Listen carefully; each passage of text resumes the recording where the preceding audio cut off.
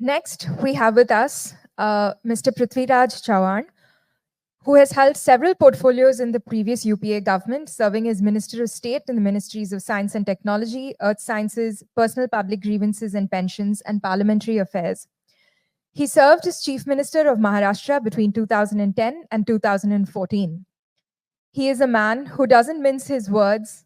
He's a thoughtful speaker and a political veteran. He is best equipped to answer the question that is the title of the discussion. From Lok Sabha to Haryana, what has changed for the Congress? I invite you on stage, sir. Vikas Dhoot will be in conversation with him. Sir needs no introduction, as all of you know him. He served as the Chief Minister for Maharashtra till exactly about 10 years ago now. And before that, he was, of course, the Minister of State in the Prime Minister's office of Dr. Reminiscing. We know time with him that has been allotted is precious, so I don't want to dwell too much because, like I said, you know him well enough. It's a pleasure to be with you. Huh? Pleasure to be with you. Pleasure to meet you, sir. One complaint as a Delhi and Bombay journalist over my last 20-25 years, over the last decade, we feel that we don't see you enough in action. And is that a sort of conscious thing, or you've been working quietly in the background?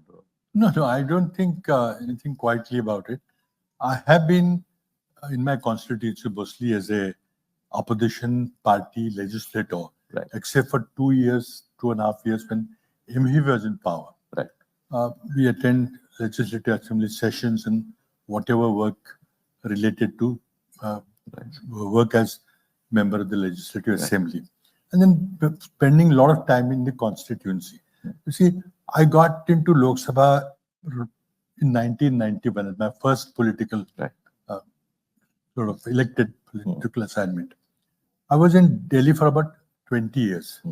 People from Karad Lok Sabha constituency kept on electing me. But the connect was not as close as a legislator can have. And so, plus when I became a minister, it was still less. Then when I came here as the chief minister, I could look after the interest of the constituency, but physical presence was limited. So I think I'm not an office bearer the last few years. So therefore visibility may be less, but I'm very active. I interact with media very frequently. I address political rallies whenever required. All that is happening, but naturally, when you are a minister, a chief minister, your visibility is 100 times more. It's perfectly fine. Given that, I mean, in your constituency, in your region, and you've been working actively on the ground, what is the feeling you're getting? Is there a wave towards change from the current administration? Well, the Mahayuti or the BJP-led alliance has been in power in the state first 5 years under Mr. Fadnis from 2014 to 19 clearly. It was a BJP government. Later on, we attempted the MV experiment, which lasted for a couple of years. Then the whole tamasha of the anti-defection law shed to pieces, we saw. And after that, it's very, very difficult time, unstable situation politically. And I think right from the day the Shinde government came into power, they're looking at next election to who will be the leader of their alliance and are coming together. Many people, when we came together in 2019, particularly when Shiv Sena was asked to be partner and they partnered with us, there was concern. There were many people raised their eyebrows. And even Delhi was not readily accepting this alliance. Particularly their so-called anti-minority stand earlier days. But it's a new Shiv Sena under a younger leadership. And we're able to convince the national leadership that we need to come together to stop BJP. Because what Mr. Fadnis did from 2014 to 19, particularly just before the assembly election 19, was completely devastating. He broke our parties left, right, and center. At least close to 100 senior leaders from NCP and Congress were poached. Threat of agencies, inducements, positions, ministerships, promises of next election, all those things. So if he had continued for next 5 years, I mean, he would have destroyed He had destroyed the opposition parties and destroyed democracy. And therefore, it was important to come together and form an alternate government. We did that. 2 years we ran the government, Mr. Uddhav Thackeray being the largest party in our alliance. He had 56 MLAs, NCP had 54, and we had 45. Right. So without murmur, without question, we said, let Shiv Sena name their chief minister. They named Uddhavji. And unfortunately, moment he took over, COVID hit us. And the entire period of MVA was really managing COVID, which I think we did remarkably well. And if you look at what happened in Delhi during the oxygen crisis, or UP, the bodies floating, nothing of the sort happened here. And even international agencies have praised the way Maharashtra government. Even Dharavi was contained. There were mistakes actually. We should have locked down the airport, which central government did not do. That apart, we did well. Officers did their way. As you know, the law that we enacted in 2005 gave a lot of authority to officials in the national emergency. Right. They performed.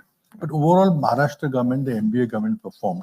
But then later on, we had this whole tamasha of Surat and Guwahati and Goa. Right. And we had the whole anti-defection law was shred to pieces. And unfortunately, the highest court did not come to rescue, which is very sad. True. And so after the Shinde government came into power, it is nothing but money. If you're going to offer huge amount of money for people to defect, where is the morality? And Mr. Modi promised, na khaunga na khane dunga. I would like him to come to Mumbai and hold his head high up and say, Right. na khaunga na khane dunga. But are people able to see through this? And do you think they're ready to change the situation? Because again, the problem is that even if I want to vote for, say, Uddhav Sena, there is confusion about the symbols. Same with NCP. So how does this fractured politic affect the voter?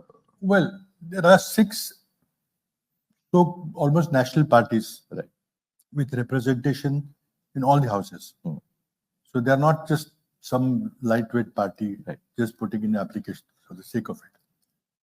I personally feel that after the Lok Sabha election, and particularly after assembly election, some parties will collapse into other parties. Right. Because 6 is, in the long run, unsustainable. People want to move towards a 2-party democracy like the Western countries. We are far away from that yet. There'll be some electoral changes required, which I don't think we'll be able to get a political consensus on. But what is happening today, particularly since the government was born in sin, with all this horse trading and open sale and purchase of families, the entire administration from that point on is involved in corruption of all sorts. Now, some huge amount of money, you know, there's a popular phrase here, "Pannas khoke ekdam okay" is a Marathi phrase. So, how was that money made available? It was directly, indirectly from public exchequer. People were told to get public work contracts for roads, for buildings and all that, and take huge commissions. And that was marked against their name. Then they were told to get transfers of public officials. And they said, you make a deal and we'll transfer the official as per your requirement and we'll put that against your name. The entire administration after that is full of corruption.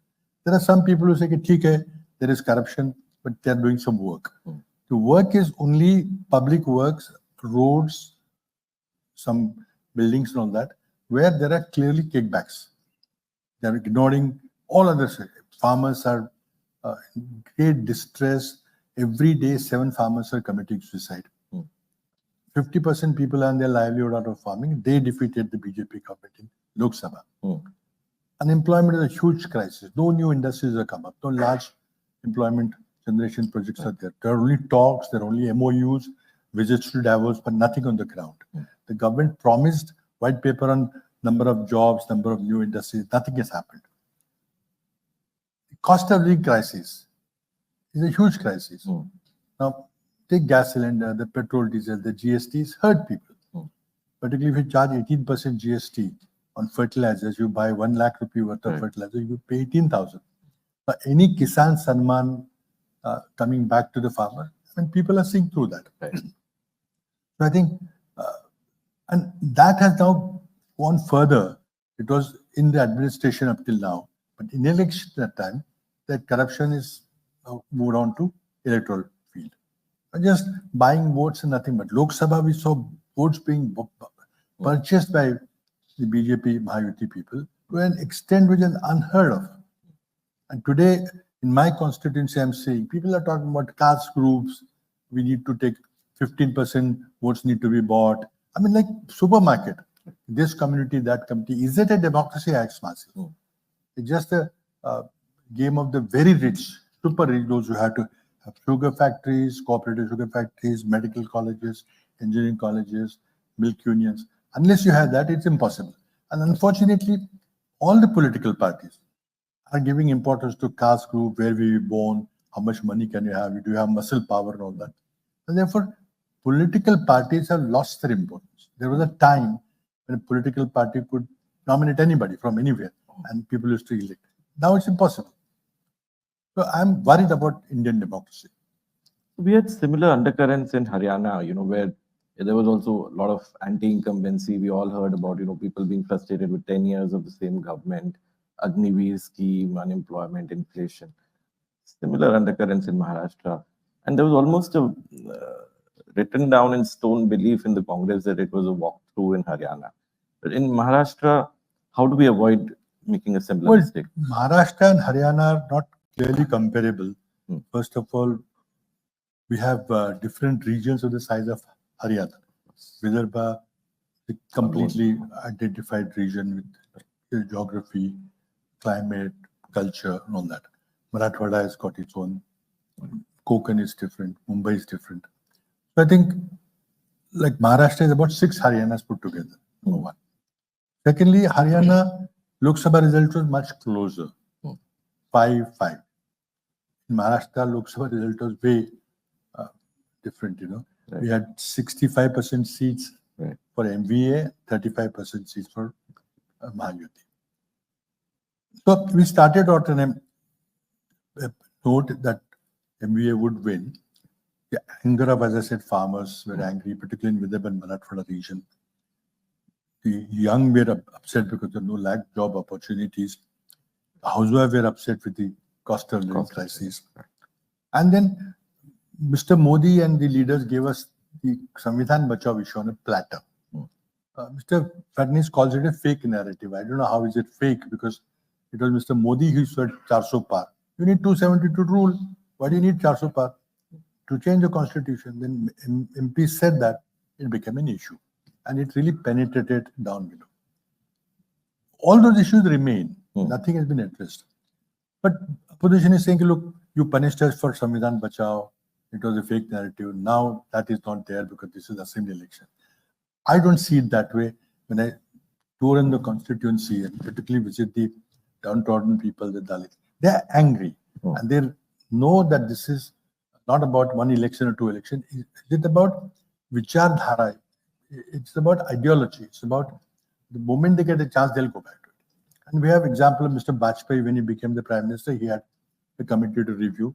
We know that RSS did not want a new constitution in 1947. So they're basically anti-constitution. That comes through. Whether they talk, Mr. Fadnis has talked about some color of constitution book and all that thing, is all an eyewash. They are not inherently for democracy, equality, justice, brotherhood, the cherished ideals of the constitution. That's where BJP and RSS stand. The people are not going to forgive them for that. And of course, corruption would be an issue, particularly in the constituency of the MLAs who had crossed over. May not be throughout the state. In constituencies where people have taken money, and voters are asking them that we trusted you, we gave a vote in trust, and you sold that trust. Since some of the issues that possibly hurt them in the Lok Sabha, there has been some corrective action from the BJP. So for instance, onion exports were banned. Then last few months, they've relaxed some of the curbs on the exports of onions and other important crops from Maharashtra.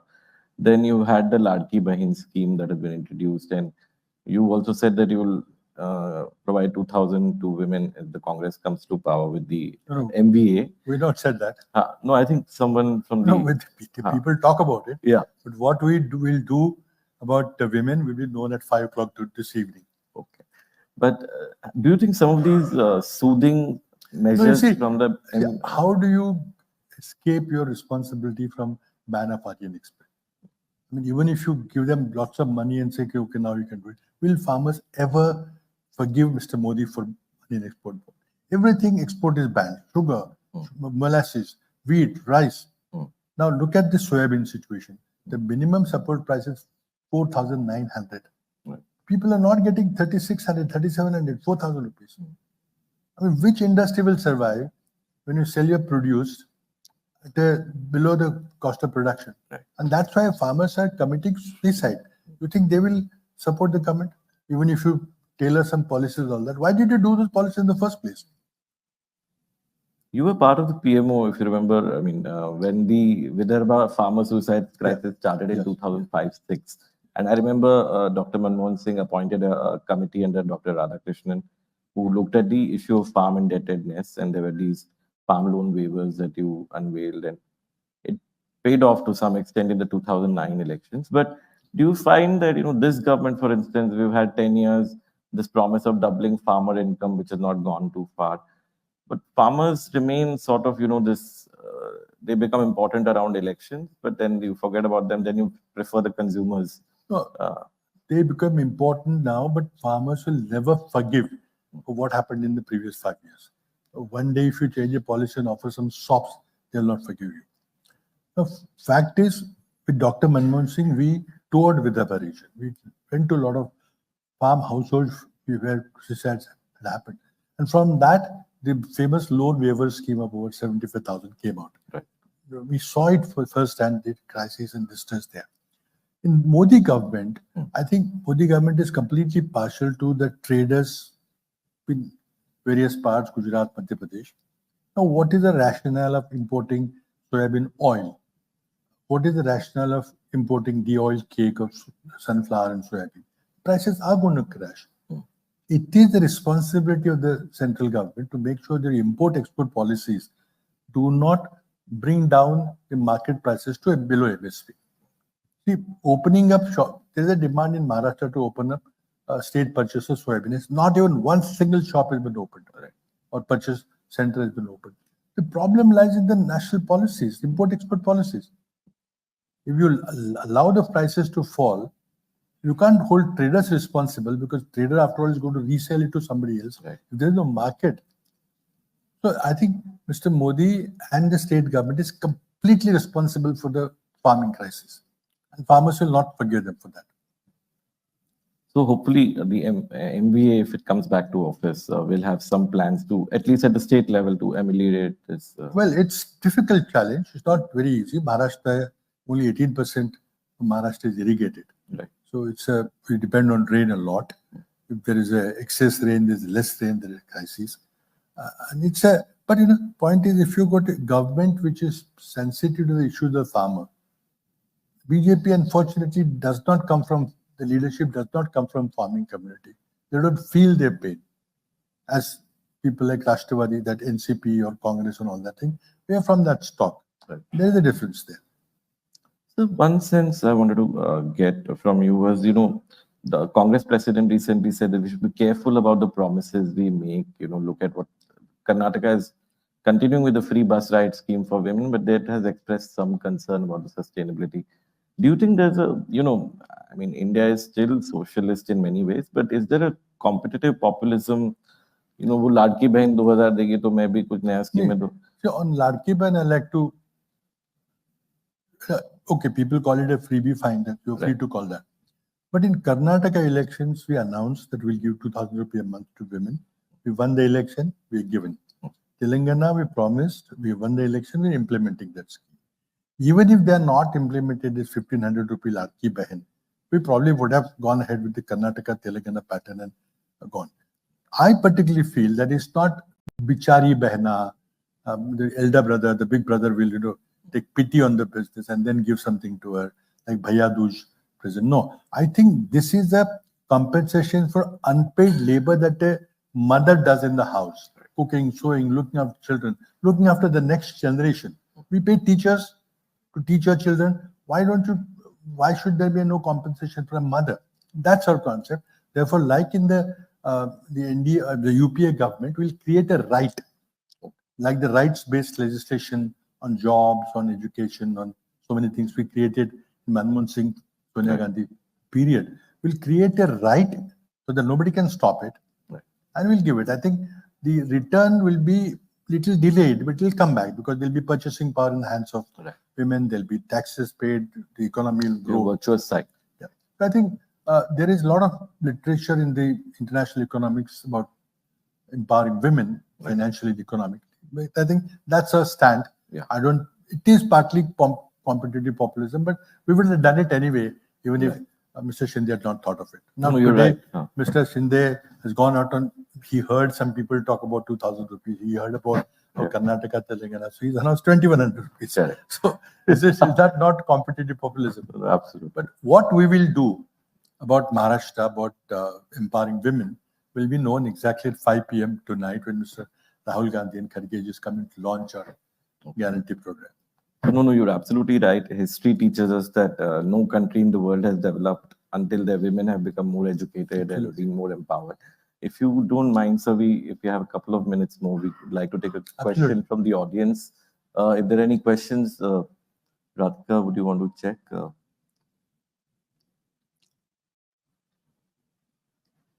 I think somebody wanted it? Yeah. Hello, sir. My question is that this is an unprecedented fight, and NCP is facing NCP and Shiv Sena is facing Shiv Sena. Because of that, their vote share has been cut.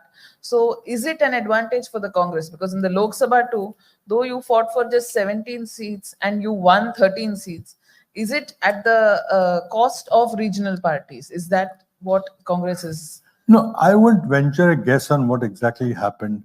Analysis for Lok Sabha election will take time. But I think I attribute success of Congress party, a better strike rate, to the farm crisis in Vidarbha, Marathwada. Marathwada, there was this Maratha agitation. And the BJP leadership very cleverly divided the Marathas and OBCs. And today, created a social tension. They have divided Dalits in Hindu Dalits and Buddhist Dalits. They have pitched the Dhangar community against the Adivasi community. They're good at doing that. But I think the Maratha community contributed to the anger of Dalits and minorities in Marathwada region. So we've swept Marathwada virtually. And Vidarbha, there was a farm crisis. So these three regions, 3 divisions out of 6, there's a one-way traffic from Congress / MVA. In other 3 regions, there'll be a 6-way fight. I mean, we may get a few more here. But where will they compensate the lead that Congress / MVA will get in 2 divisions of Marathwada, 2 divisions of Vidarbha, Amravati and Nagpur, and the Amravati region? So I think that's where I saw the vote division share, who benefited, who. That's very complex, and let's leave it to the sophologists to analyze this election. They'll have to justify their living as well. So just one last question, before we sign off. I know we can pick your brains a lot given your vast experience in public life. But given that, if we assume that the Lok Sabha pattern continues in the assembly election and the MVA comes back to office with the Congress along with, can we expect you back here? No. See, I want to win my assembly election. That's my priority first. But you see, if you look at the numbers in Lok Sabha, we got 65% seats for MVA, 35% for the Mahayuti. And those 35 seats, Congress was the largest partner. We had, out of 17, we got 13 seats officially. If we add one more seat, the Sangli seat, we got 14 seats. Other 5 parties could not reach double figures. So Congress ended up being the largest party in the Lok Sabha among the 6 parties there. I don't see why that should not be repeated in the Vidhan Sabha region. And as the parampara, the practice in the past, ever since we got into a coalition with NCP in 1999, the larger party gets to name the chief minister. We can always change that. We can do whatever. The leaders can sit together and decide somebody else, outsider, not a legislator, anything can be done. But therefore, pretty good chance that Congress party will emerge as the largest party, that MVA would be a majority party, although many people are predicting hung assembly. I don't think that. And then after that, the Congress party leadership will time-honored tradition. They ask the MLAs, the central high command sits observers. They'll decide. I think it's not important who heads the state. It's important that we stop the MVA nonsense and this corrupt government as The well. Mahayuti. The Mahayuti. Sorry, not MVA, Mahayuti government. And I think we'll do that. People of Maharashtra will do that. Not us, but people of Maharashtra will do that. So on that high note, let me thank you so much for Thank you so spending time much. with us and appreciate your Thank you. kind generosity and honesty